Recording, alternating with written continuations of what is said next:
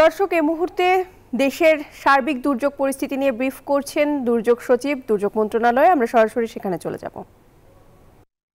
যে সার্বক্ষণিক খোলা রয়েছে, আর ফেনী, নোয়াখালী, চট্টগ্রাম, ব্রাহ্মণবাড়িয়া, কুমিল্লা, হবিগঞ্জ, লক্ষ্মীপুর জেলায় যে আছে বন্যা কার্যক্রম আছে, এমনি ব্যবস্থাপনা কার্যক্রম আছে, সেখানে নৌবাহিনী, সেনাবাহিনী, civil service, fire service, civil defence force, তারপর কোস্টগার্ড, ছাত্র প্রতিনিধিগণ, বিজিবি সবাই জেলা পরিষদে সমন্বিতভাবে কাজ করছেন।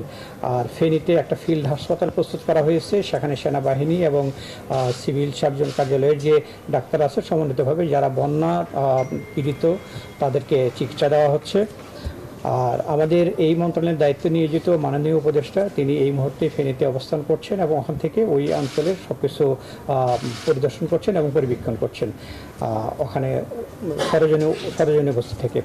আর ফেনীতে একটা ভিসেট চালু আছে। আপনারা জানেন যে এই সময়ে আমার সাথে যোগাযোগ বিচ্ছিন্ন হয়ে গেছিলো, ভিসেট চালু করে এখন যোগাযোগ মোটামুটি আমরা করতে পারছি। এই ছিল আমাদের তরফ থেকে আপনাদের যদি কিছু বলার।